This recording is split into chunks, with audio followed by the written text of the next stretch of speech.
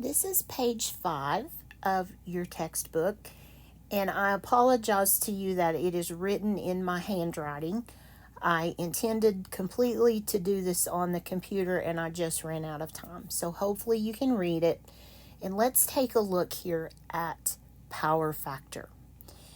And I don't remember if we did define power factor in your terms. And the definition is this: power factor is the measure of how well electricity is transferred from a power source to a load. And power factor is always somewhere between 0 and 1. So power factor will be a decimal or a percentage, I guess a decimal, between 0 and 1. And to find power factor, you have a lot of tools at your disposal. We know that power factor can be defined as the cosine of theta. So if you know theta, you can find power factor by using the cosine of theta. And remember, cosine is defined. I'm not even going to go there. Let's just say cosine of theta. You would use your calculator to find the cosine of theta. So that is one way that you can find or define a power factor. There is another way that we will get to in just a second. But I wanted to show you the steps on the Casio to find the cosine of theta. So the first thing you want to do in this process is to press all clear. Clear the calculator. And then you will enter the value for theta. And in my problem right here, theta is 60 degrees. So if I were typing this into the calculator, I would put 60. Gonna have to use a 60 would be the value of theta. So you'll just type the numerical value of theta. And then you will press the function. It will either be sine, cosine, or tangent. In this case, we want cosine. So you would press the cosine key and then always press equals. And that will give you the cosine of theta.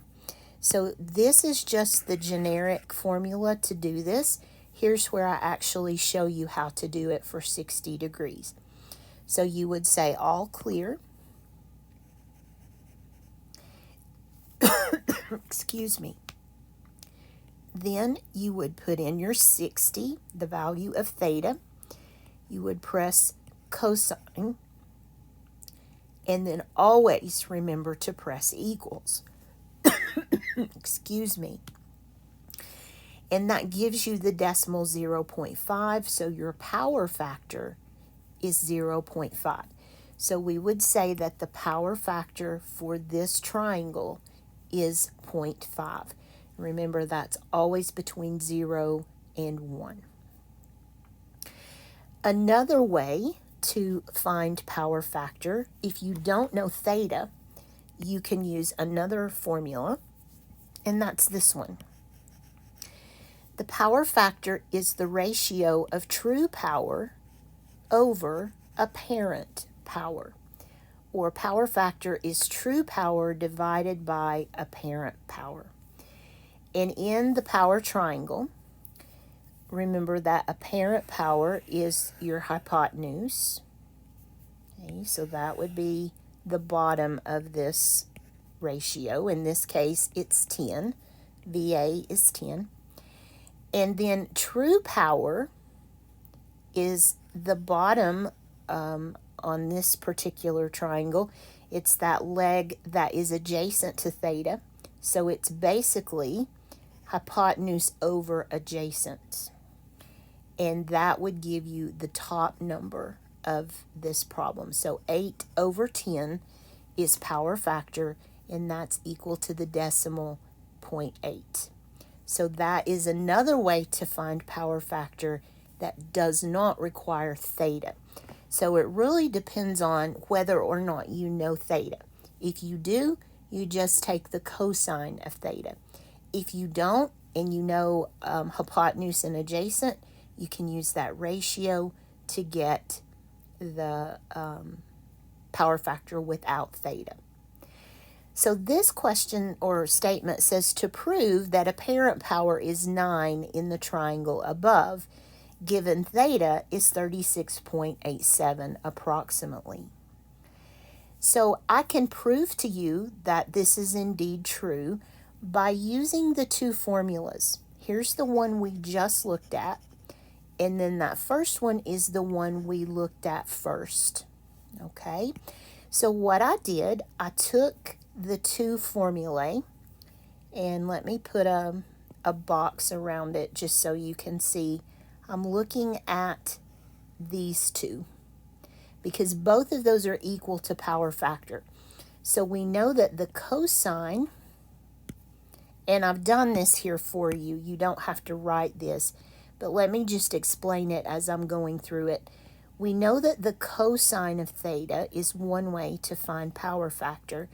We also know that true power over apparent power is another way. So if both formulas work to find power factor, I can put the two together and they should balance. That's what proving means. It means to show that this equation would balance. So I'm going to put the cosine of the theta that I'm given, that was 3687.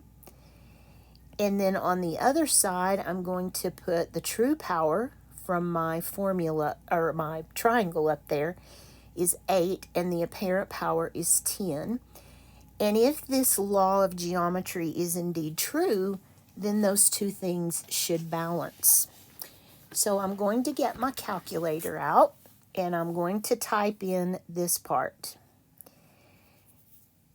All clear, 36.87 cos equals, and it comes out to be 0.79999 repeating. And then on this side, we get 8/10. With rounding, this balances. And remember, we were approximating theta right here. Up here, it was approximately the theta. So yes, this equation does balance, and it proves that our two power factor formulas are indeed equal. This one equals this one, and that does prove to be balanced with rounding. So this is just to help you understand a little bit more about power factor and the two formulae that you can use to find power factor.